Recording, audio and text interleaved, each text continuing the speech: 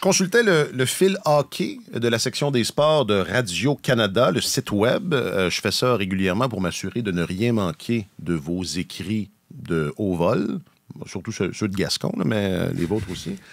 Et je suis tombé sur un texte de ce que j'imagine être un... Il n'était pas signé, mais c'était signé Radio-Canada. J'imagine que c'est un confrère ou une consoeur de l'Ontario que je devine d'origine française parce qu'il était question des Flint Firebirds. OK.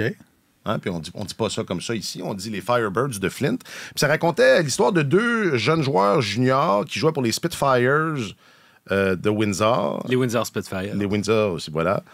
les Golden Knights, non, les Golden State, dans la NBA, il y a beaucoup de... Et les Seattle Mariners. Oui, c'est exactement. C'est pas comme... il était question donc de Roberto Mancini et Oliver Peer. Les deux joueurs pour Windsor ont été échangés à Flint, mais c'est pas ça l'histoire. L'histoire, c'est qu'il y en a un qui boit ou mange de la moutarde sur le banc pour se dynamiser. Oui. Puis l'autre, c'est du jus de pickle et ou des pickles, ou enfin des cornichons. Voyons, respectons le produit. Et ça m'a... c'est ça, ça m'a amusé. Puis là, il y avait des blagues, là, genre la combinaison moutarde-cornichon. Puis moi, c'est une combinaison que j'aime bien. Ça m'a parlé. Mais toi, Martin, qui a coaché, illumine-nous d'une anecdote dans cet ordre d'idées. Écoute, la moutarde, c'est pas la première fois que j'entends ça. Et le jus de cornichon, c'est assez populaire dans parmi les gens. Marc-Antoine, le plus sérieux du monde. Ouais. Non, c'est vrai. Ce qui s'appelle dans le pickle juice au hockey, c'est une mode qui dure depuis quelques années. Là. C'est ça. Alors, je ne sais pas exactement quelle vertu on recherche avec ça, mais en passant, c'est très bon, le jus de... Ouais, ben là... Le jus de cornichon. Ben, c'est un peu... je sais pas, je pense pas que les nutritionnistes le recommandent, parce que c'est un brin salé, c'est un brin acide aussi. Mais ouais, ça serait intéressant de parler à des experts de la nutrition, voir si ça a un réel impact. Est-ce que... Je sais pas, les gars font ça. Est-ce que ça tient plus de la superstition, à votre avis, ou ça peut vraiment... Il y en a un qui disait, je pense, à propos de la moutarde, Mancini disait... Ça me donne... J'ai les jambes lourdes, là, je prends un petit shooter de moutarde, puis ça me donne un peu de pep. Ben, étonnamment, ça te désaltère. Ouais. Oui, exact. C'est, en fait, je sais pas si au niveau de la rétention... Tu sais, par exemple, le Gatorade qui est reconnu comme étant... Il y a beaucoup de sodium. Il y a beaucoup de sodium là-dedans. Mais là, la mixture du jus de pickle en a également beaucoup. Alors, il y a des athlètes, des marathoniens, des joueurs de football qui combattent les hautes températures en buvant du jus de cornichon. OK. Ouais. OK. Bon. Puis êtes-vous plus moutarde ou mayonnaise, vous autres? Mais peut-être combiner les deux. Tu as raison. Oui, c'est ça qu'ils font. Là, les deux, c'est des bodés. Ils les appellent les bodés moutarde pickle. Puis là, c'est ça. Là, ils échangent. Quand on va manger du smoke meat, c'est un naturel. Ben oui, exactement. Puis là, je vous demandais, êtes-vous plus moutarde ou mayonnaise? Que j'en vois pas un mettre de la mayonnaise dans son sandwich au smoke meat, ça va aller mal. Ish. Oui, non, mais les deux ont leur place, mais ça dépend qu'est-ce que tu manges avec. OK. Veux-tu élaborer? Ben, si je mange des frites, je vais manger de la mayonnaise. Ah, il est tellement européen. Mais si je mange un hot dog, à la base, mon hot dog, il est juste moutarde. C'est accepté. Moi aussi. Les gars... Comme au Vieux Forum. Vous connaissez ça. Ouais. Ben, j'étais au Centre Bell en tant que civil, plus tôt cette saison. Et quand j'ai commandé mes hot dogs, j'étais volubile. Puis il n'y avait pas grand monde, fait que j'ai jasé un peu avec les gens qui travaillaient là. Puis tu peux avoir de la mayonnaise dans ton hot dog au Centre Bell. Mm-hmm. Ah oui. Mais excellente anecdote. C'est bon. Merci à ceux qui continuent de nous écouter. Service public. Non, mais quel scandale. Enfin, mais c'est possible. Aujourd'hui, mesurer le progrès, si on ne peut pas l'arrêter. C'est la mi-saison, et revoici, interrogation, Corey Perry. C'est tellement hockey, épisode 287.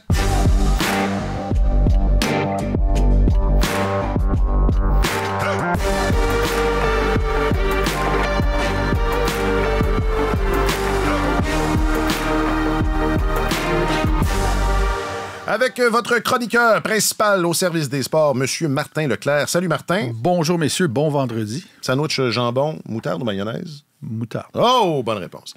Marc-Antoine Godin est l'un de nos journalistes affectés aux affaires du hockey et de la LNH et du Canadien. Salut, Marc-Antoine. C'est cela, oui, c'est cela. Sandwich jambon? Ah oui. Je m'appelle Alexandre Coupal. Il va y avoir plus de constance à ce temps-ci.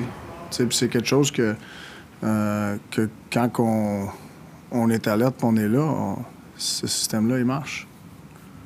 Mais ça prend... Des fois, ça prend un gars qui manque quelque chose ou qui n'est pas alerte, puis là, ton pourcentage d'efficacité va descendre. Quand t'en as deux, mais il descend encore plus. Fait qu'on va resserrer la vis là-dessus, puis on va voir des exemples. Ah, voilà, Martin Saint-Louis, après la gênante défaite du Canadien face à la pire équipe de la décennie, les Sharks de San Jose. La pire équipe du siècle. Oh, pardon. Oui. Mais j'ai pas le sens de l'histoire. C'est plus gros. En fait, les Sharks avaient... là, je pense que la victoire d'hier leur donne un répit à ce niveau-là, mais ils avaient... Non, ils étaient déjà meilleurs. C'était la pire moyenne de succès ou moyenne de victoire, depuis les Thrashers d'Atlanta en 1999-2000. Donc, quand tu parles de la pire équipe du siècle, c'est exactement ce dont il s'agit. Qu'est-ce qui est arrivé avec les Thrashers? On n'en entend plus parler. Non. Parenthèse. Donc, c'était après la défaite. Bon, il est question c'est ça. Et c'est ce qui est revenu après le match, là.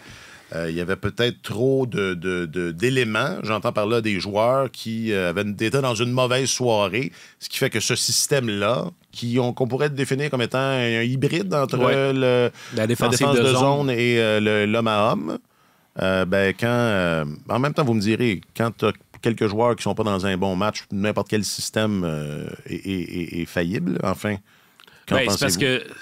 C'est qu'il y a deux buts qui, clairement, ont été le résultat de ça. Sur le deuxième but, Nick Suzuki a décidé d'aller faire une double couverture en allant derrière le filet alors que Mike Matheson était déjà à la poursuite d'un opposant. Alors, ça a créé une ouverture. Fait que, tu sais, il y a toujours un effet domino. À chaque fois qu'un joueur s'en va à la mauvaise place ou décide de couvrir le mauvais joueur, il y a d'autres espaces, d'autres joueurs qui se libèrent. Sur le troisième but, c'était assez amusant parce que Jake Evans a pointé, il avait vu du coin de l'œil qu'il y avait un joueur qui allait être libre, puis il a comme pointé, il dit il faut le couvrir lui, mais il pointait personne parce qu'il n'y avait personne derrière lui. Alors finalement, c'était son joueur à lui. Je suis un peu d'accord avec Raphaël Harvey-Pinard qui, après le match, a dit dans n'importe quel système, si tu ne le respectes pas, il va y avoir des failles. Alors, c'est sûr que un système hybride comme celui qui est pratiqué en zone défensive du Canadien demande énormément d'attention et de coordination parce que des fois, il y a des changements d'affectation. Tu couvres tel gars, puis tu es rendu à telle place. Ouais, c'est ça. Faut que tu sois concentré. Exactement. Alors, tu sais, quand tu joues 2 matchs en 2 soirs, quand on joue 3 en 4, tu es plus vulnérable à ça. Mais sauf que quand Martin Saint-Louis parle d'être alerte, ben c'est ça. C'est juste de demeurer concentré, de demeurer vigilant pour des choses comme ça. Là, aujourd'hui, il est question de la couverture défensive face au cycling, mais plus tôt dans la saison, il y a eu d'autres éléments là, dont il a été question puis on a voulu corriger. Il a été question d'améliorer les chèques avant. Il a été question de trouver des façons de circuler à l'intérieur de l'enclave. Il a été question aussi de mieux couvrir les montées adverses, les roches. Comment tu réagis quand finalement tu viens de commettre un revirement puis il faut que tu te revires de bord parce que l'équipe attaque. Comment tu vas t'installer en zone défensive quand l'équipe adverse est en montée puis entre dans ta zone? Ça, c'est 4 éléments sur lesquels Martin Saint-Louis s'est penché au point de vue stratégique depuis le début de la saison. Fait que là, il se dit, OK, il y a ce problème-là qui se déclenche ou qui se déclare. Ouais. On va y remédier. Là, on est rendu à la couverture hybride. Mais de façon générale, on a beau isoler des jeux, ici et là, trouver des erreurs. De façon générale, le Canadien a été surpassé au niveau de l'effort. Hier, c'était la pire, on vient de le dire, là, c'est la pire équipe depuis le début des années 2000. Et ils avaient l'air de l'armée rouge en certaines séquences. C'était une machine de guerre. Le Canadien était complètement subjugué par les... Dépassé. Oui. Par la vitesse que déployaient les Sharks, les changements de direction, le déploiement offensif dans la zone, la possession de rondelles. Ils ont eu l'air complètement dépassés par une équipe qui en arrache beaucoup. Et ils ont été surpassés au niveau de l'effort aussi la veille à Philadelphie. Les équipes de John Tortorella travaillent toujours fort. Ils ne sont pas très talentueux, les Flyers, là, mais c'est une équipe qui travaille vraiment très fort défensivement, qui travaille d'arrache-pied. Et le Canadien a eu une autre contre-performance aussi récemment contre Buffalo au retour du voyage dans l'Ouest. Donc, il y a une baisse. Il me semble qu'on ne disait pas ça souvent du Canadien la saison dernière, que l'équipe avait été surpassée au niveau de l'effort. Ouais. Ils ne gagnaient pas tout le temps. C'était pas toujours joli. C'est une équipe qui avait beaucoup de blessés, qui avait beaucoup de jeunes joueurs, mais il y a eu plus de soirs, j'ai trouvé, dans cette première moitié de saison où on s'est dit, oh, ils se sont pas présentés. Et surtout récemment. Oui, puis on n'avait pas nos jambes, on n'avait pas notre fastball, on n'avait pas notre balle rapide, comme dit Martin Saint-Louis, où on n'était pas prêt. On l'a entendu un petit peu plus souvent, mais dans ces 2 matchs-là, en 2 soirs... il faut donner, dans cette ligue-là, si tu ne travailles pas, c'est Guy Carbonneau, à un moment donné, qui avait fait C'était bon, ça. à Luc Gélina, qui avait fait une saute d'humeur. Tu travailles pas? Oui, j'étais là ce soir-là à Détroit. C'était spectaculaire. Ils travaillent pas, ils gagneront pas. Guy avait... Ouais. Je c'est ça, je viens de te le dire. alors c'est ça. Quand l'autre équipe marque un but, habituellement, souvent, il y a une faille dans le jeu. On peut toujours l'expliquer, mais de façon générale, si l'autre équipe travaille plus fort que toi, elle va remporter le match. Ça prendrait un peu de jus de pickle. Et de la moutarde. Et de la moutarde. Pas et de la moutarde. Tu as mentionné le match contre les Flyers. Moi, j'avais très hâte de voir ce match-là parce que... il y a là, on les a fait en début de semaine, mais on les a même fait, que ce soit lorsqu'on enregistrait ou à micro fermé. Ce sont 2 équipes en reconstruction, les Flyers puis le Canadien. On n'a pas la même approche. Bon, enfin, non, on peut dire ça comme ça. On n'a pas la même approche. Qu'est-ce que tu as pensé de... je sais que les Canadiens ont été déclassés, là, mais est-ce que c'est une illustration claire de ça, qu'il y a une équipe qui essaie de se construire en poussant la machine, puis une autre que non. Je dirais pas qu'est-ce qu'elle fait, mais elle fait pas ça. Ouais, puis John Tortorella a démontré que c'est possible de le faire parce qu'il l'a fait à Columbus aussi. Souvenez-vous, les Blue Jackets étaient jeunes. Il n'y avait pas de talent de pointe si extraordinaire que ça à Columbus. Ou du moins pas en quantité. Et ils ont eu une ascension assez rapide. Je me rappelle durant la pandémie, quand ils avaient éliminé les Maple Leafs de Toronto, ils ont servi à un moment donné une correction assez incroyable au Lightning de Tampa Bay au premier tour des séries éliminatoires. Donc, les équipes les équipes, la personnalité des équipes ressemble souvent à la personnalité des entraîneurs. Et les Flyers travaillent fort, travaillent d'arrache-pied. Il n'y a pas de compromis et moi, j'aime ça. Si tu veux bâtir quelque chose, il faut ajouter les briques les unes par-dessus les autres année après année. Ils sont en train de faire ça.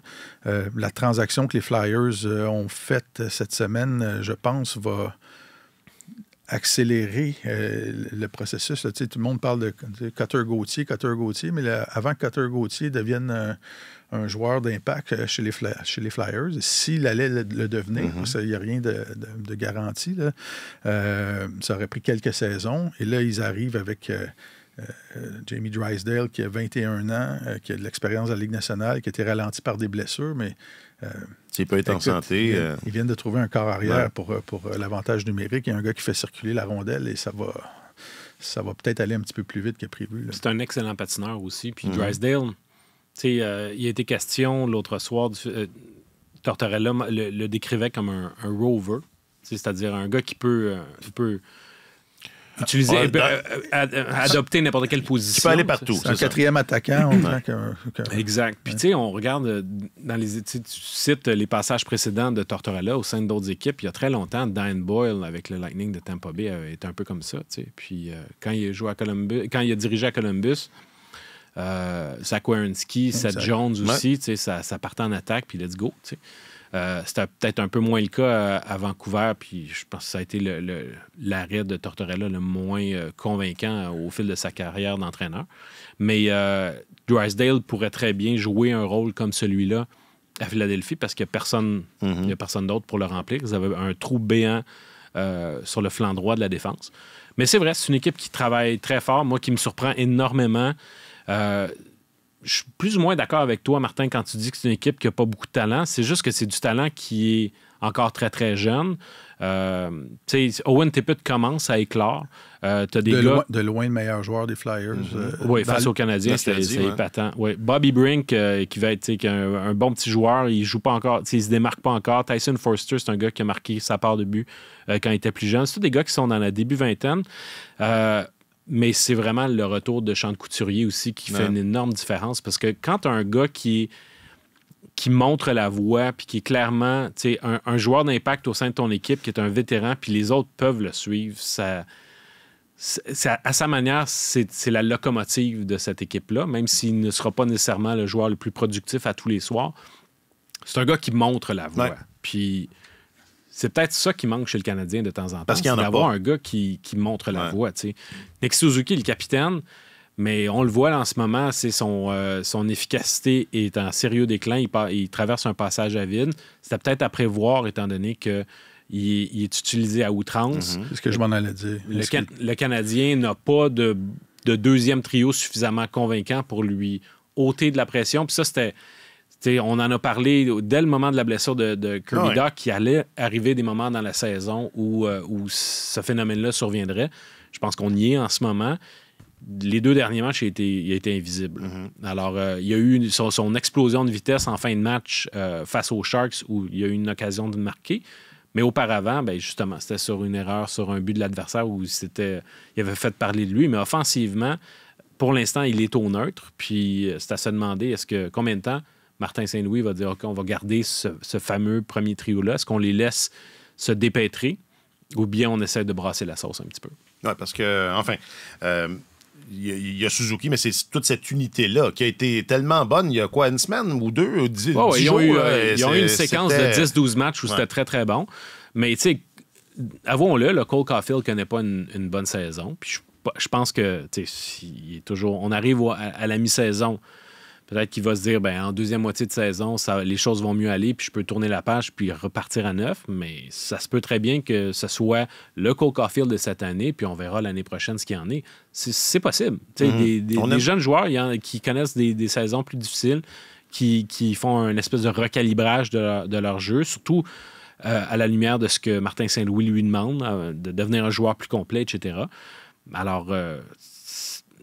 il y a Raphaël Harvey-Pinard qui vient de revenir au jeu. C'est peut-être le genre de gars qui pourrait apporter un peu d'énergie aux côtés de Suzuki. Je trouve que le dilemme concernant Suzuki, quant à son utilisation de jeu, ça ressemble un peu au dilemme quand tu as un bon joueur dans ton équipe qui est blessé, qui est amoindri par une blessure, mais qui est en mesure de jouer quand même. Et des fois, la ligne de démarcation n'est pas claire, savoir est-ce que c'est plus avantageux d'avoir dans ton alignement un gars qui est moins talentueux, qui est à 100% de ses capacités, ou un joueur blessé, qui a beaucoup d'expérience, qui est important dans ton équipe, mais tu le sais que c'est pas le même joueur. Là. C'est la même enveloppe corporelle, mais c'est pas le même joueur. Et Suzuki, je m'excuse, mais à 21 minutes par match en moyenne, là, c'est énorme. Au centre, jouer au centre dans la Ligue nationale, 20 minutes, 21 minutes par match. 20 minutes, c'est beaucoup pour un défenseur. 20-21 minutes, c'est une tâche que tu donnes à un très bon défenseur. Alors, est-ce que c'est mieux d'avoir Suzuki nettement plus efficace à 17-18 minutes que d'essayer de combler un trou et de un peu l'éteindre offensivement? Mais on le voit sur la patinoire. Là, il y a eu une situation à un moment donné hier où il était en repli. C'était le dernier joueur du Canadien qui suivait un joueur des Sharks qui fonçait au filet. Puis, il n'a pas donné l'explosion pour aller le chercher. Là. Il a suivi la ligne qu'il devait suivre pour aller le rejoindre, mais il n'y a pas eu de changement de vitesse de sa part. Écoute, c'est très exigeant. Et, tu regardes sa production, elle est la même que la saison dernière en termes de points, tout ça, au même point dans l'année. Mais c'est une question difficile à résoudre quand tu es entraîneur, puis tu as beaucoup de blessés comme ça, mais je pense qu'il y aurait probablement plus de production s'il jouait un petit peu moins. Il a fait quand même des beaux progrès au plan défensif cette année. Ses chiffres, ses statistiques défensives sont nettement meilleures que par le passé. Caulfield aussi. Caulfield également. Puis il y a des soirs où ça ne sera pas joli pour Caulfield et Slafkovsky dans la couverture, justement, la vision périphérique en défense, puis ne pas être hypnotisé par la rondelle. Par contre, les deux ailiers gagnent davantage de batailles le long des rampes et contribuent à faire en sorte que ce trio-là est moins souvent coincé dans sa zone qu'il ne l'était par les années passées. Mais tu regardes des trucs, des statistiques comme, par exemple, les buts attendus contre. Là-dessus, les chiffres de Suzuki se sont grandement améliorés. Alors, puis, il est compétitif avec les meilleurs centres de la Ligue à ce niveau-là. Puis, étonnamment, ses statistiques sont encore meilleures sur la route, alors qu'il est... souvent opposé. Il va être systématiquement opposé au meilleur trio. Alors, je trouve que c'est pas tout mauvais, mais c'est juste que étant donné que c'est un peu damn if you do, damn if you don't, parce qu'on lui demande une utilisation qui, à mon avis, le dépasse un petit peu à certains moments de la saison. Mais tu dis, s'il jouait 17-18 minutes, il serait meilleur. Mais ces minutes-là qu'on lui ôterait, à qui on va les donner? Parce que... à Mitchell Stevens. Oui, c'est ça. Jake Evans est déjà utilisé davantage que par les années passées. Puis je pense que Sean Monahan, on essaie justement de surveiller son utilisation pour pouvoir soutirer... Pour soutirer le meilleur de lui. Ben, écoute, il y a peut-être un petit peu de ça. Non, mais il n'y a pas eu je sais pas, j'ai vu ça passer. Je ne l'ai pas vu directement de la source, mais j'ai vu quelque chose passer qui disait que selon TSN, c'était ça le plan. TSN n'est pas, réputé là, pour... je ne sais pas si vous avez... Oui, en fait, c'est Darren Dreger qui disait que il y avait comme une espèce d'entente tacite entre Monahan et le Canadien, l'effet que au moment de la signature de son contrat, ils allaient l'échanger à une équipe compétitive avant la date limite des transactions, puis qu'on lui donnerait la chance, finalement, d'avoir un long parcours éliminatoire. T'sais. Alors, est-ce que ça va être respecté, ça? Je suis pas convaincu, parce que peut-être que Monahan va dire, moi, ce qui m'intéresse, c'est de rester à Montréal puis de signer un contrat plus long terme. Bon. Mais ça serait périlleux de dire, peut-être qu'on va le garder dans l'espoir de lui faire signer un contrat, ne pas l'échanger, puis finalement le perdre pour rien à la fin de la saison. Tu perdrais sur les deux fronts. Là. Monahan, ce qu'il veut faire, c'est accroître sa valeur puis signer un autre bon contrat. Là, il a signé à rabais à cause des nombreuses blessures qu'il y a eu au cours des dernières saisons. Puis honnêtement... Est-ce que l'avenir du Canadien passe par Monahan? C'est un vétéran, le fun à avoir dans ton équipe. Il est capable il est polyvalent. Il a l'air d'avoir une bonne influence, mais on regarde la façon dont ça s'en va, l'échéance pour avoir une équipe qui va connaître du succès. Peut-être que Monahan va être à la retraite. À la retraite, je ne sais pas. Mais la situation est parfaite. Là. Il peut être très alléchant pour une équipe qui veut... qui veut aller chercher du renfort avant la date limite parce que son salaire est pas accaparant. Parce qu'il peut jouer il est polyvalent et tout ça. Donc, non, mais je dis ça parce que là, on vient de dire qu'il y a, on a trop de minutes pour les joueurs de centre. Puis s'il fallait en plus que Monahan parte, ça va empirer la situation. Oui, mais comme le but n'est pas nécessairement de gagner. Ah, c'est vrai. J'oublie ça. En fait, j'oublie ça. Tu peux pas l'échanger avant le retour de Alex Newhook. Sans partant, ça me semble aberrant. Là. Alex Newhook, l'avenir, l'organisation voit Newhook davantage comme un ailier que comme un joueur de centre, mais rien n'empêche que si la fin de la saison... t'es pas obligé de gagner. Ben, c'est parce que tu peux l'utiliser, profiter de sa polyvalence puis l'utiliser là pour la balance de la saison. Il marche encore avec une bottine spéciale, avec un... Je sais pas, hier, il portait un genre de sandale ou je sais pas quoi, mais il n'a pas l'air d'être prêt dans il n'était pas en chaussures de ville. Non, je pense que le prochain qui va revenir au jeu, ça devrait être Tanner Pearson. Ah, on l'avait oublié. Puis pour nous, on n'a pas d'idée. On est dans le flou. On parle en termes de semaines encore. Là. Non, mais là, ce serait probablement, on est 12 janvier. Son retour, si l'échéance tient, ce serait entre le milieu et la fin février. Donc, on en a pour encore au moins un mois. D'accord.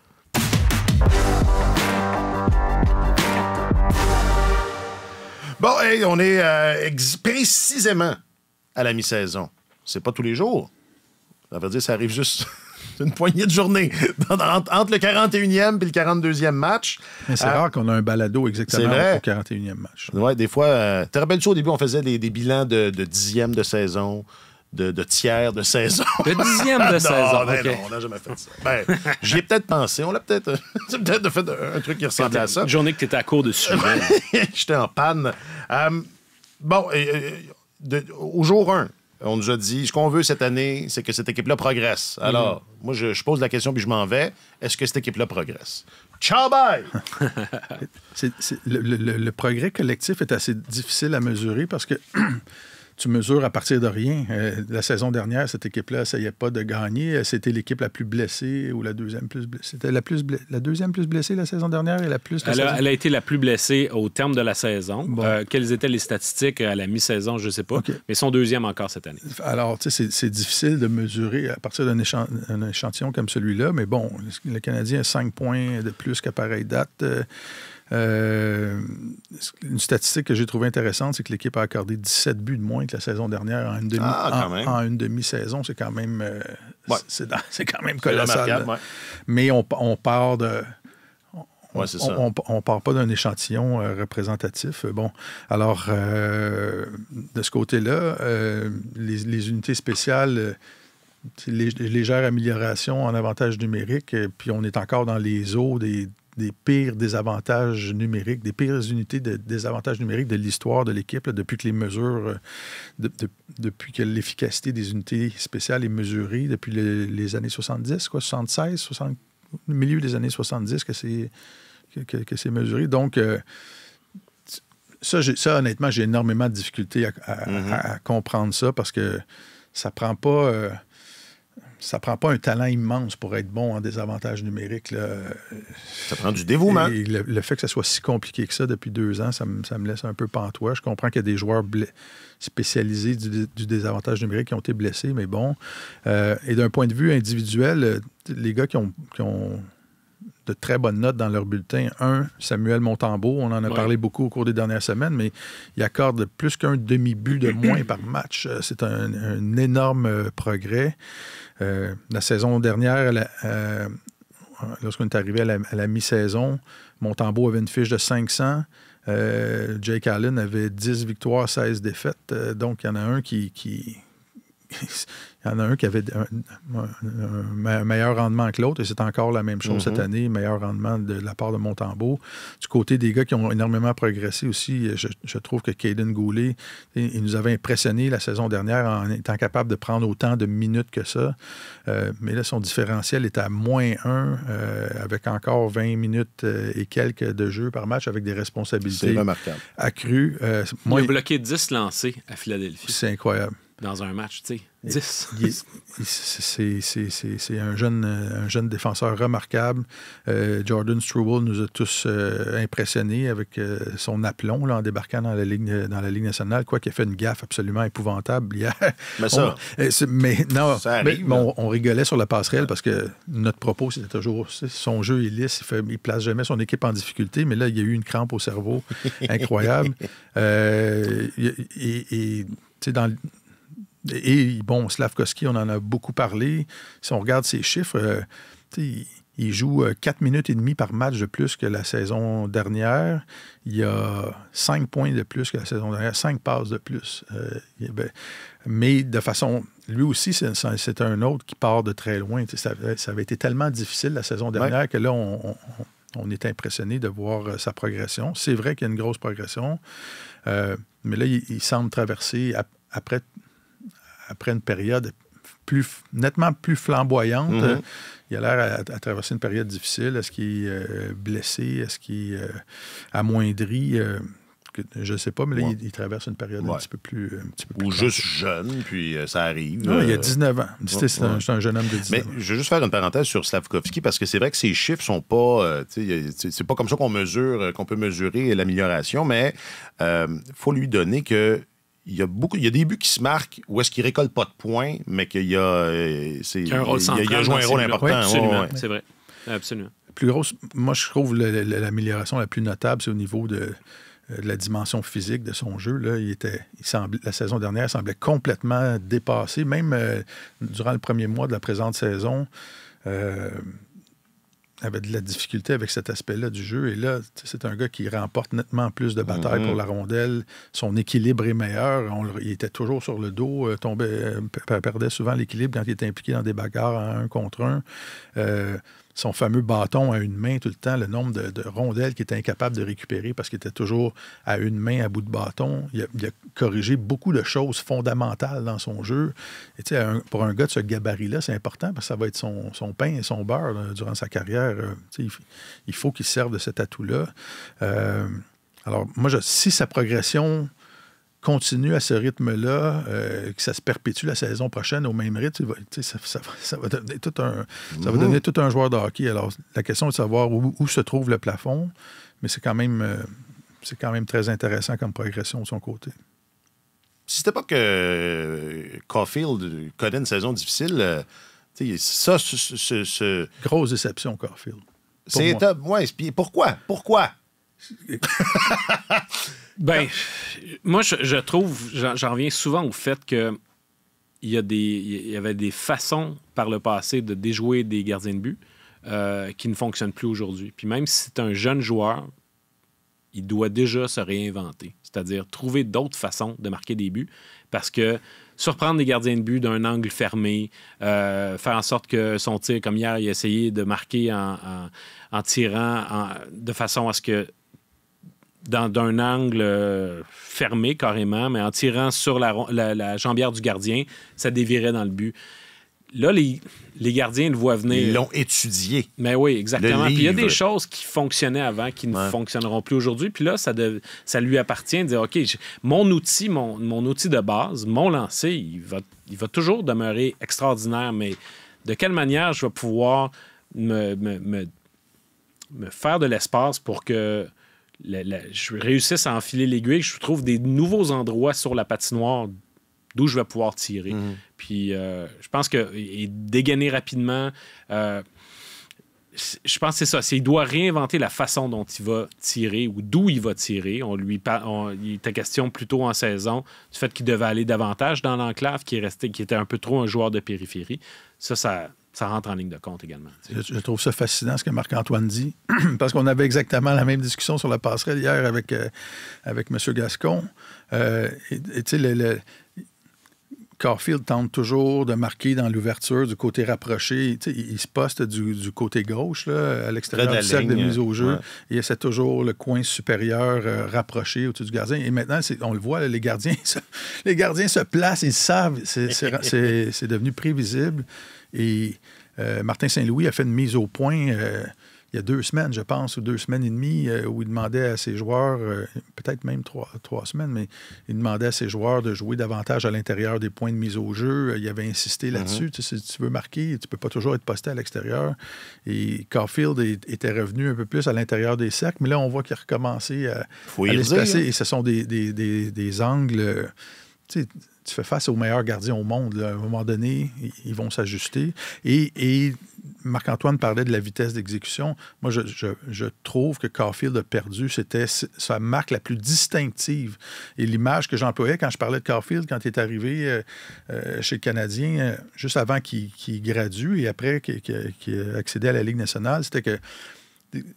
Le tir de Caulfield, c'était comme si tu disais à quelqu'un « Je vais te donner une claque dans le visage », puis juste avant que tu dises le mot « claque », la personne la reçoit déjà. Ouais. Et il dégainait extrêmement vite et les gardiens n'avaient pas le temps de se positionner. Il y a un rythme auquel les gardiens sont habitués pour se préparer pour un tir. Ils voient la motion qui commence. C'est ça, ils voient l'amorce et ils se placent en conséquence. Et Caulfield ne donnait pas le temps aux gardiens de se préparer pour ça. Et là, on dirait qu'il a été assimilé par son environnement. Puis là, on le voit, là, il s'installe au filet, regarde la cible, prend le temps de se placer.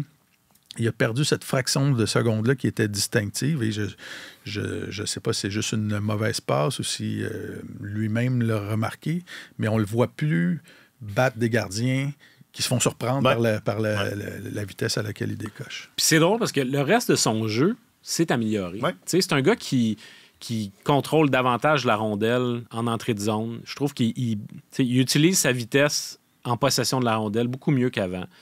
C'est devenu un meilleur passeur aussi. Puis c'est important pour un marqueur d'être capable de passer parce que faut que tu donnes de l'imprévisibilité à l'adversaire fait en sorte que dans sa façon de défendre, il se pose la question, il va-tu passer ou il va tirer? Si tu tires tout le temps, ben l'adversaire va s'ajuster. Et à la même place. Et à la même place en plus. Tu sais, hier, durant le 6 contre 5, à un moment donné, il voyait, il n'y avait pas d'option, il cherchait à tirer, il n'y avait pas d'option devant lui. Puis à un moment donné, au centre de l'enclave, dans le bumper, il a réussi, par 2 fois, il a essayé des passes qui ouvraient des options différentes. Mais varier ses jeux, varier l'attaque de toute l'équipe, ça va faire en sorte que, ultimement, ça va lui rapporter à lui-même de meilleures occasions de marquer parce qu'il va ajouter de la diversité dans l'attaque du Canadien. Donc, ça, c'est des éléments qui sont encourageants. Je parlais de son jeu défensif aussi. Sauf que sa dimension principale, la raison pour laquelle il est dans la Ligue nationale, c'est parce qu'il marque des buts. Fait qu'un marqueur de but qui ne marque pas, c'est sûr qu'à un moment donné, on va dire, ben là, t'as beau faire le reste mieux. C'est très beau, t'as les replis défensifs. C'est ça. Mais en fin de compte... Mais à 8 millions, c'est cher payé. Ben c'est ça, exact. Mais il y a 2 fois moins... T'es pas Jacob Delarose qui était un... C'était bon là-dedans. Lui, c'était sa dimension élite. Être capable de bien se replier, il était bon là-dedans. Qu'est-ce qui arrive avec Jacob? Mais... On n'entend plus parler! Caulfield, 2 fois moins de buts que la saison dernière, mais 2 fois plus de mentions d'aide. Mais on s'entend, le talent le plus rare dans la Ligue nationale, le plus précieux, c'est celui de marqueur. C'est ça. On aurait préféré que ça reste comme c'était. Marc-Antoine, cette équipe-là progresse ou elle progresse pas? Moi, je trouve ça drôle parce qu'ils gagnent 2 matchs puis on dit ils progressent. Ils en perdent 2 puis on dit ils stagnent ou bien ils progressent pas. À un moment donné, il faut comprendre qu'une équipe qui joue pour 500, c'est ça qui va arriver. Ils vont en gagner, ils vont en perdre. C'est ça. Ça demeure quand même une équipe qui a réussi à passer devant les Sabres de Buffalo puis les Sénateurs d'Ottawa. Fait qu'on veut s'inquiéter d'équipes qui ne progressent pas puis qui devraient être en reconstruction puis être devant le Canadien. Moi, si je couvrais les Sabres, je crierais beaucoup plus. Puis Dieu sait qu'eux autres, ils en sont à leur 2e reconstruction. En plus. Ouais.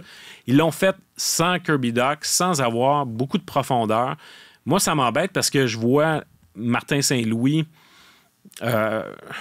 soir après soir avoir les mains liées quant à la composition de son alignement puis la possibilité de pouvoir rendre ses joueurs imputables de leurs erreurs. T'sais, il dit « c'est une faute individuelle », puis il faut voir est-ce que c'est des fautes qui se répètent ou c'est une anomalie. Mais quand les fautes se répètent, il faut que le coach puisse passer à l'action, mais ôter du temps de jeu à un joueur, le déplacer de trio, etc., il faut que tu aies les munitions pour pouvoir remplacer ce joueur-là.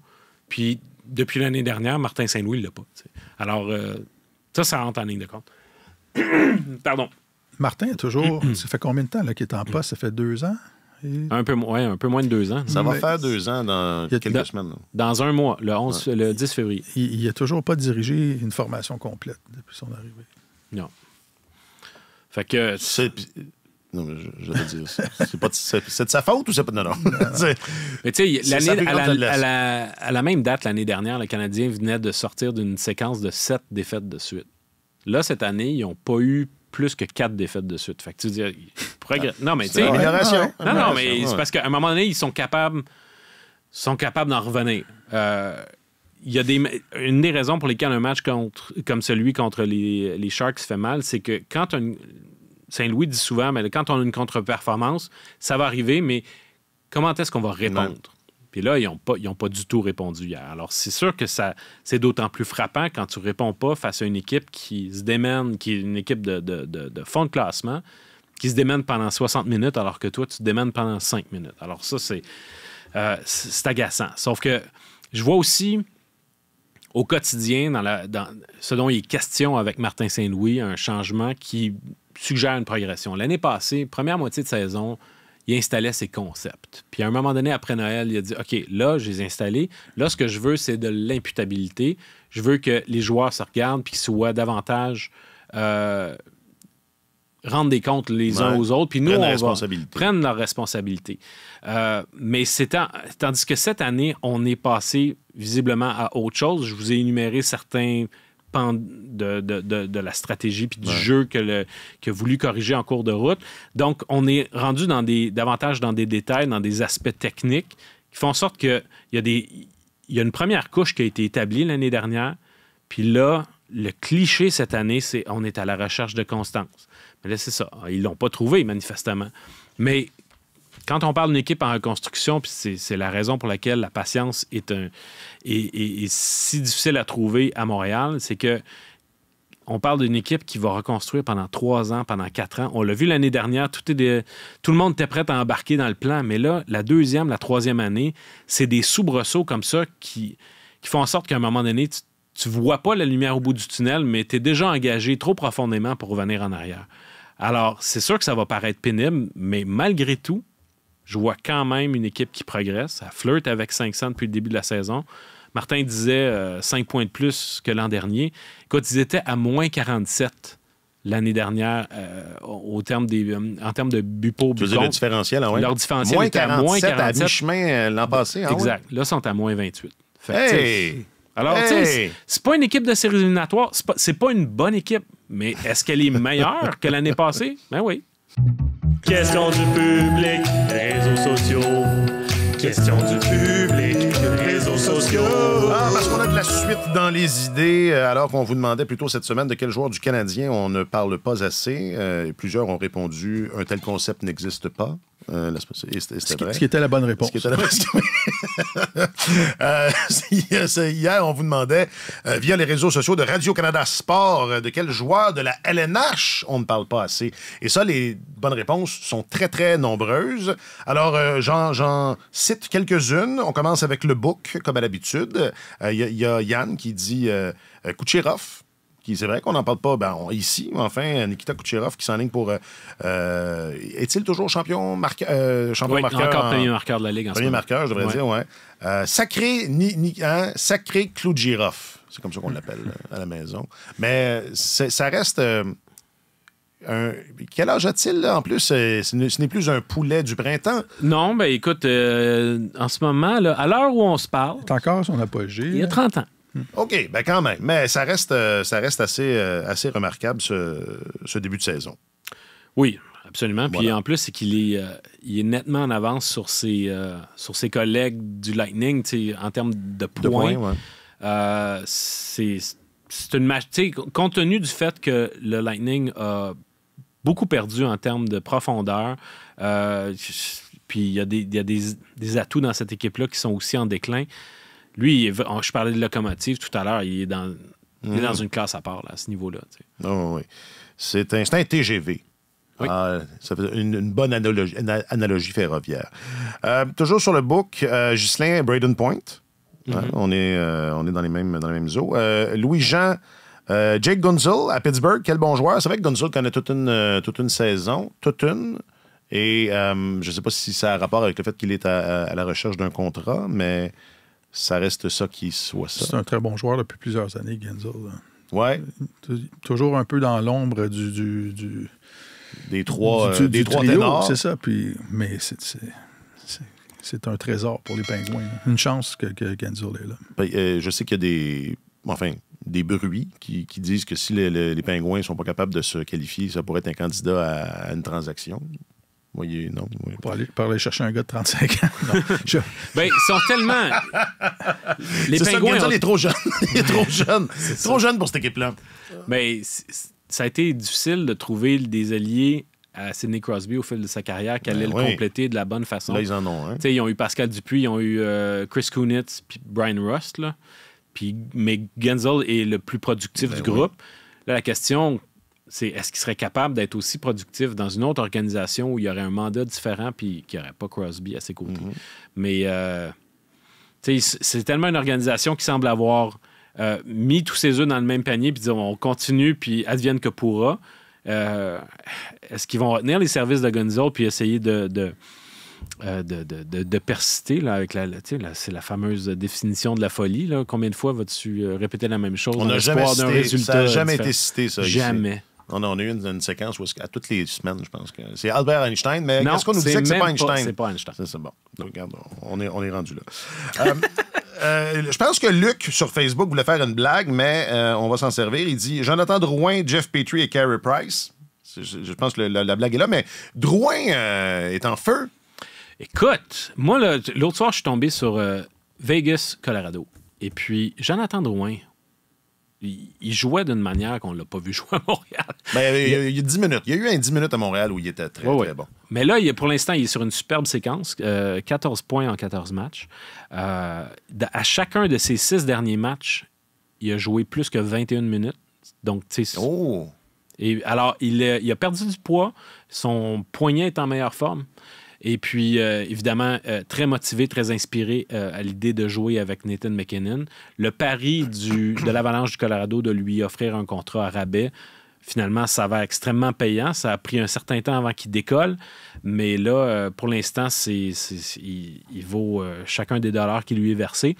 C'est exactement ce que l'Avalanche cherchait de lui. Il est redevenu l'attaquant explosif qu'on espérait, puis qu'effectivement, qu'on n'a pas vu suffisamment souvent à Montréal. Pourquoi il a perdu du poids au Colorado et qu'il n'avait pas un poids optimal à Montréal? Il avait volontairement décidé de jouer un peu plus lourd, avec un poids un peu plus lourd à Montréal, troquer potentiellement un peu de vitesse pour être un peu plus, juste un peu plus, se sentir un peu plus solide. Alors, c'est un peu à contre-courant. Tu sais, c'était courant dans les années 90 de voir les joueurs dire « je vais prendre du poids, je vais être plus pesant » et tout ça, parce que on pouvait accrocher à volonté, puis il fallait être fort. Mais ça fait très longtemps maintenant que les joueurs de la Ligue nationale ils savent que c'est la vitesse qui fait foi de tout. L'agilité. Mais ce que je trouve aussi dans les faits saillants que je vois de Drouin, c'est que... On ne le voyait jamais passer à l'intérieur des cercles de mise au jeu à Montréal. Et là, il va entre les points de mise au jeu, puis il se rend dans les endroits où on peut marquer des buts. Ça vient pas. Il faut être placé au bon endroit, mais écoute, je suis content pour lui, honnêtement, parce qu'il était méconnaissable à la fin à Montréal. Ça faisait presque pitié parfois. On voyait que le talent était là, mais il ne se passait rien. Alors, tant mieux si le fait d'être réuni avec son vieux pote. Voilà, on lui souhaite de la pérennité dans cet ordre d'idée-là. Toujours sur Facebook, Marianne, Quinn Hughes, meilleur de la LNH, meilleur que Makar. OK. C'est un joueur de hockey, Makar. Ouais, mais non, mais on s'entend que... cette année, oui. Là. Cette année, je pense que Quinn Hughes va gagner le trophée Norris. Mais généralement, les joueurs de l'Association Ouest, quand sur cette thématique-là, de dire de qui ne parle-t-on pas suffisamment... Souvent, la liste avait des joueurs de l'Association de l'Ouest. C'est normal, on est dans l'Est. On est dans l'Est. Sébastien s'est dit David Pastrnak, Sam Reinhart, des joueurs de l'Est. Hein? Reinhart, je parlais de Gunzel qui est en fin de contrat. Ouais. Reinhart. Faudrait que j'apprenne à dire son nom. Je sais pas là, mais ça fait peur. Moi, je m'attends à ce qu'il reste en Floride. Cette année, il a la saison de sa carrière. C'est ça, mais c'est ça que je voulais dire qu'il fait peur. Il a la saison de sa carrière. Mais la majorité de ses buts ont été marqués en avantage numérique. Alors, moi, je me méfie toujours de ça. Si tu... Non seulement il connaît la meilleure saison de sa carrière, mais si en plus tu décides en tant qu'équipe d'amener un joueur comme ça au sein de ta formation puis de lui verser des gros dollars sur la base de ce qu'il vient de faire, t'es mieux d'avoir un avantage numérique qui fonctionne déjà. Parce que c'est pas un seul joueur qui va subitement apporter du succès à ton avantage numérique et qui va continuer à produire de cette manière-là. Fait que, tu sais, les choses vont bien pour lui en Floride. Il n'y a pas nécessairement besoin d'être la star numéro 1, mais tu sais, au milieu, avec déjà Barkov et Tkachuk autour, ça fait 3 très, très bons trios. 3 très bons joueurs du talent de pointe. Ça revient d'ailleurs sur Twitter, Sam Reinhart, Pierre, Jack qui le mentionne. Jack, Joe est d'accord. Êtes-vous d'accord? Non, mais ça, quand je fais des affaires de même, il faut me le dire. On te le dit. Ben là, c'est tu pas te l'as dit à toi-même, on n'a même pas eu le temps. Ce n'est pas acceptable. Philippe Ronek aussi, Jack mentionne. Et sinon, un petit dernier sur le Tube. On a des réponses du Tube, YouTube. Il y a Julien qui parle de Brandon Hagel à Tampa Bay. Probablement une des meilleures... Brandon Hagel, probablement la meilleure transaction d'une équipe comment je peux dire ça?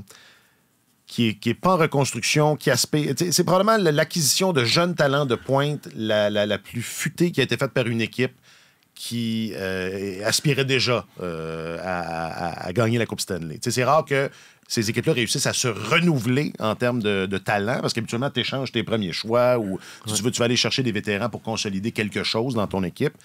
Ça, c'est une classe pas de maître, là, mais ça fera école, je pense, cette transaction-là de Julien Brisebois est bon pour ces transactions-là. Cibler des gars dont la production surpasse leur salaire, qui ont quelques années de contrat devant eux encore.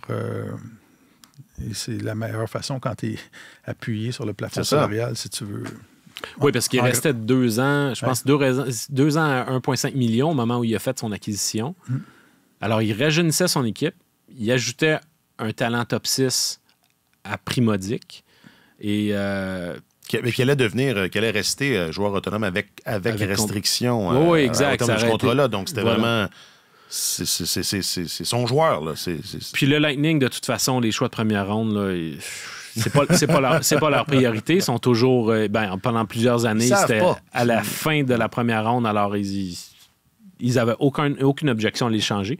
Ce que les gens ne savent pas, par exemple, à propos de Brandon Hagel, c'est qu'il a déjà enfilé le chandail du Canadien. Saviez-vous ça, vous autres? Il a été invité à un camp de développement du Canadien. Tu sais, les camps de développement. Oui, ça me dit quelque chose. Oui, alors, un jour, je me promets de faire un texte là-dessus, sur ces joueurs qui évoluent dans la Ligue nationale et qui ont déjà été invités à un camp de développement du Canadien.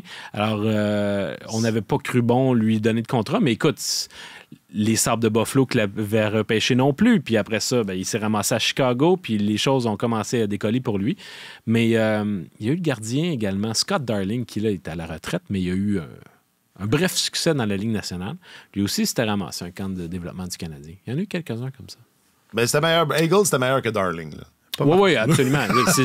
Oui, il n'y a aucun doute là-dessus. Martin Saint-Louis, était-il venu au camp de développement ou on lui avait dit qu'il n'y avait pas de place pour lui? Je pense qu'il n'y avait pas de place pour lui. Y avait-tu déjà des camps de développement à cette époque-là? Mais il avait sollicité une invitation auprès de Régent Hull, qu'il avait vu jouer Midget 3 et tout ça. Lui et son fidèle partenaire, Éric Perrin. Les deux avaient sollicité, puis je ne me souviens pas s'il avait été invité. On a déjà assez de petits joueurs. C'est ça qui s'était fait répondre. Je ne sais pas. Ça, c'est une constante. Ça a toujours été le cas. On a hâte de lire ça, ce texte-là, puis on pourra dire tu dors au gaz, Gainé. Tu dors au gaz, Bergevin. On pourra toutes les faire en ordre chronologique, comme ça. Ça arrive partout, ça. C'est difficile de prévoir le développement humain. Not impressed. It's a pathetic performance. I really start to believe their goals is to be the worst defensive squad in the league. They turn the puck over, they have no vision, they're soft, like I never see a bunch of defensemen soft like this. Like Kovacic, what he did the other day, there's no one guy, maybe Maxim Talbot at the end with 1 second left. It's about 5'8". I'm so disappointed about a lots of guys. Very disappointed. Dans mon souvenir, il y avait plus de... Ah, mais ce n'est qu'un extrait. C'était cette semaine le 18e anniversaire de ce point de presse de Michel Therrien. Légendaire. Dans 2 ans, on fait un party, là. Ça va être le 20e anniversaire. On fait quelque chose. J'ai pensé à lui hier parce qu'il a déjà dit... il s'est déjà exclamé en disant « Tabasloun ». Puis là, hier, j'écoutais le match contre les Sharks, puis je voyais aller Granlund, Zetterlund, Eklund, puis je me suis dit, Tabasloun. Ça, là, découpez ça, mais mettez ça direct sur les réseaux sociaux. On va en vendre des clics. Ça sera pas beau. On conclut vite un mot sur Corey Perry, parce que c'est tombé cette semaine. Puis c'est pas toi, Marc-Antoine, qui avait dit « Je serais pas surpris de le revoir ». Ben oui, moi, c'est à notre spécial de Noël. On l'a toujours pas revu. Non, mais on va mais parce que, pour ceux qui n'ont pas suivi, il a été gracié par le pontife, Gary Bettman. C'est ça l'histoire. Il est allé voir Gary. Gary a dit pas de problème, mon vieux, si tu veux revenir.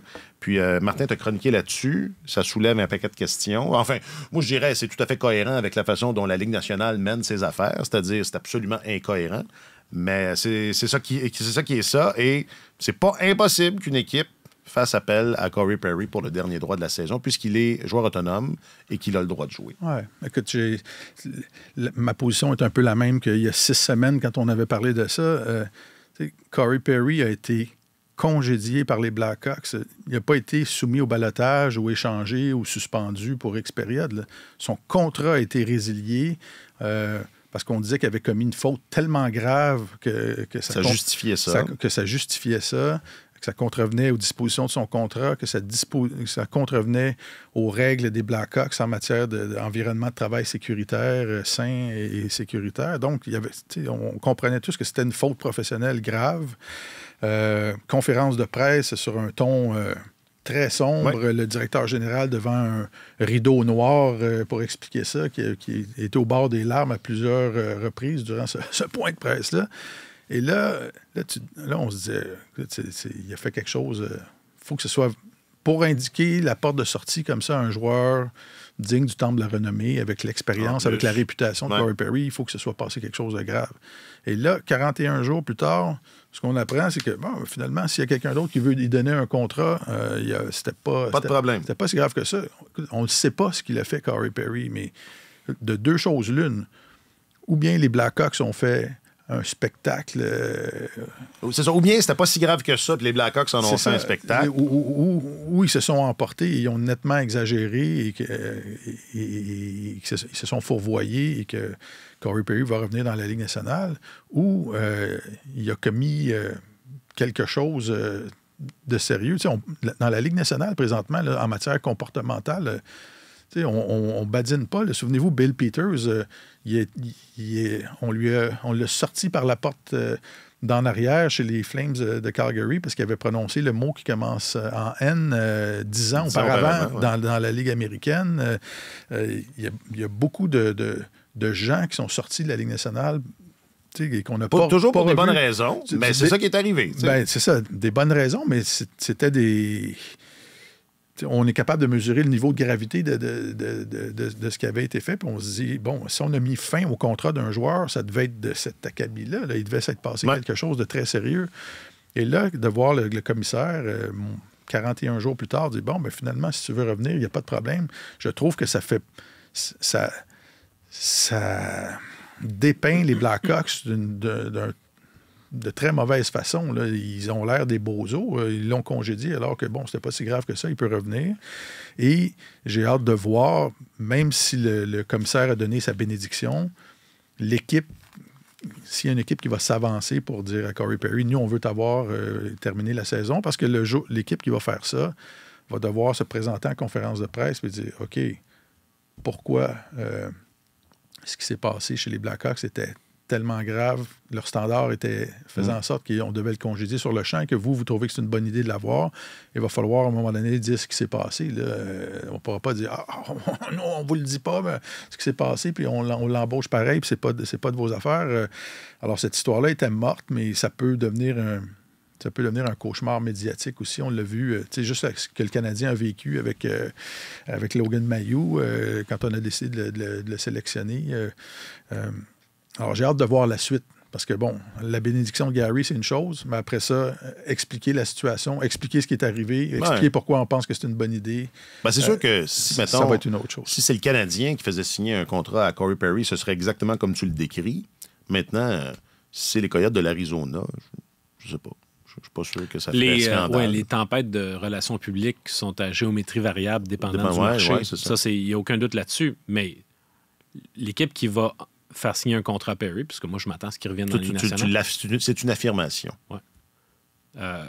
Cette équipe-là va pouvoir dire, on a eu la bénédiction du commissaire. Fait qu'ils peuvent rentrer, ils peuvent donner une indication sommaire de ce qui est arrivé. Corey Perry lui-même peut présenter sa version des faits pour éviter que ce soit l'équipe qui est justifiée. Ça va faire partie de l'équation, je pense, pour une équipe qui va l'embaucher, de dire, OK, comment on va le présenter? Comment on gère ça? Mais à l'heure actuelle, certainement que ces équipes-là s'informent, savoir qu'est-ce qui s'est passé exactement. Y a-t-il autre chose qui s'est passé? Et comment on va le présenter? Exact. Mais le jour où ils vont embaucher Corey Perry, cette équipe-là va avoir passé à son affaire. Je pense que là où la différence avec Logan Mailloux, c'est que c'est une erreur non provoquée qui semble être un coup de tête puis une très mauvaise analyse de l'environnement. T'sais. Mais, tu veux dire ce que Perry aurait fait ou a fait? Non, c'est la question de le repêchage de Mailloux. Ouais. Mais ça avait été ils y avaient pensé avant aussi chez le Canadien. Là. C'est pas comme s'ils ne l'avaient pas mesuré. Je sais que le propriétaire et la présidente avaient été consultés. Oui, absolument. Bon, donc ils avaient... Oui, ils en avaient discuté avant. Mais ça a été mal mesuré. Puis on n'est pas à l'abri qu'une autre équipe, effectivement, mesure mal ça. Mais je voulais rapidement revenir sur le fait que tu dis les Blackhawks ont l'air des bozos, ils sont peut-être fourvoyés. Faut pas oublier que c'est une équipe qui a été extrêmement égratignée dans les dernières années et qui probablement... et s'est retrouvé dans une position où ils se sentent échaudés. Ils doivent laver plus blanc que blanc. Exactement. Puis eux autres, ils sont tellement préoccupés du fait de marcher droit, puis ils veulent... Avec raison. Ben oui.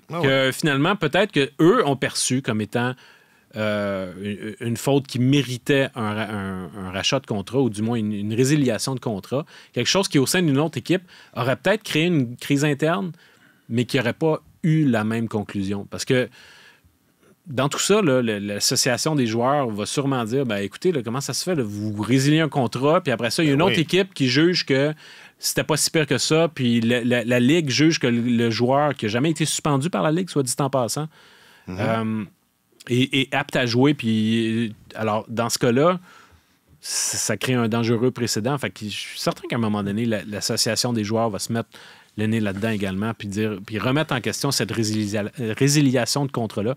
Sauf que les Hawks, à mon sens, c'est surtout une équipe qui a réagi sur le fait que, sur la base du fait qu'ils avaient été échaudés par ce qui s'était passé précédemment dans d'autres dossiers. J'ai eu exactement cette réflexion-là quand j'ai appris cette nouvelle-là, et je me suis attardé beaucoup sur le fait que les Blackhawks ont fait faire cette enquête-là par une tierce partie aussi. Fait que je me dis, bon, tu sais, tu as le biais de l'équipe, mais si tu te confies à quelqu'un le mandat d'enquêter sur ce qui s'est passé et que le mandat que tu confies à une tierce partie dit que c'est passé quelque chose de grave, ça contrevient. Peut-être que la décision finale a été influencée par le passé, mais c'est une possibilité que les Blackhawks tentent de laver plus blanc que blanc. Alors, j'ai hâte de voir... il y a 6 semaines, je disais c'est impossible. C'est pas le public n'a pas à savoir ce que Corey Perry a fait. S'il y a une victime là-dedans, si on raconte ce qui s'est passé, l'identité de la victime peut être exposée, puis ça peut avoir des inconvénients majeurs dans la vie de cette personne-là, dans la vie professionnelle ou personnelle de cette personne-là. C'est la victime qu'on doit protéger avant tout. Mais là, le commissaire a décidé de rouvrir ça et de dire non, tout est beau. Écoute, on veut savoir ce qu'a fait Corey Perry, là.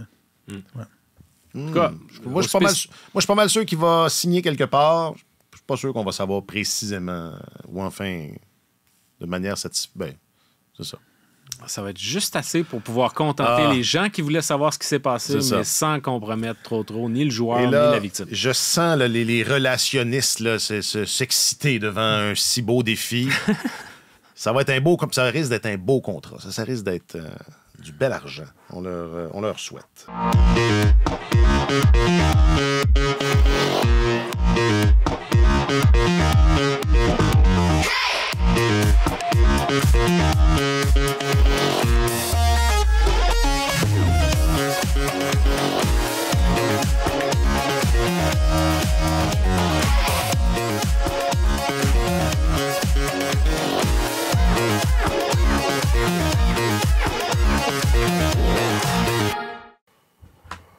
Messieurs, vous êtes extraordinaires. Surtout Marc-Antoine. Non. Toi, tu parles à travers ton chapeau. Les deux. C'est la moins bonne analyse que tu as faite aujourd'hui, ça. Cette dernière phrase-là. Il faut aimer ses coéquipiers. Il faut leur dire qu'on les aime. Quand on arrive dans le milieu de la saison, là, dans les Dog Days of Summer ou dans les Dog Days of Winter, il faut... un petit pep, un petit quelque chose. Je suis entièrement d'accord. Martin Leclerc, je rappelle que tu es notre chroniqueur principal au service des sports. On peut te lire, t'entendre et te voir sur toutes nos plateformes. Merci beaucoup. C'est vrai. Merci beaucoup. Merci beaucoup. Oui, merci. Marc-Antoine Godin, tu es l'un de nos 2 journalistes affectés aux affaires du Canadien, du hockey et de la LNH. Oui. Est-ce que ton sac est prêt pour le match des étoiles? Parce que tu es affecté là-dessus aussi, on m'a dit. Ben oui, absolument. Au grand plaisir de Jacques-Alexis, qui veut toujours qu'on parle du match des étoiles. On va en parler. On va en parler parce que... croyez-le ou non, je serai ici pour en parler avec vous. Formidable. Je serai dépêché là-bas et ici malgré tout. On peut, toi aussi, te lire, t'entendre et te voir sur toutes nos plateformes. Et là, pendant que je parle de lire, puis de voir, puis les plateformes, j'ai oublié de mentionner, mais ne manquez pas, demain, c'est à 15h. Hein? Faudrait que je sache, parce que je travaille là-dessus aussi. Écoutez, il y a un texte sur notre site web, c'est le retour du hockey à la télé de Radio-Canada 20 ans plus tard. C'est un autre moment d'histoire qui s'ajoute à ce début d'année historique pour le hockey féminin. Donc, à compter de 15h demain à la télé, ça s'appelle comme ça, hein? Ici Télé, une affaire de même. Ici Télé, mais surtout sur tout.tv, où il y aura 8 matchs qui seront présentés de ce calendrier là, raccourci de la LPHF. Mais donc, samedi, Montréal contre Boston, soyez là. Jean Saint-Onge et Stéphanie Poirier dans le box de description. Puis Isabelle Leclerc sera avec nous pendant les entractes pour l'analyse. Souhaitez-moi bonne chance. Oui, tu sortiras le veston bleu poudre qui est encadré dans la section des sports. Mais oui, parce que là, c'est le hockey qui est de retour. Il y a un veston bleu poudre dans un cadre dans la salle de presse des sports. Je l'annonce à notre public. Et si on me le demande un jour, je dirai... C'était le veston de qui? Parce que je le sais. Voilà, je laisse là-dessus. Jacques-Alexis Bernardin est le signataire de cet épisode. Oui, je m'appelle Alexandre Poupal. Bon week-end, bon match samedi, puis on se retrouve la semaine prochaine. Sur tous les terrains et sur tous vos appareils, Radio-Canada Sport.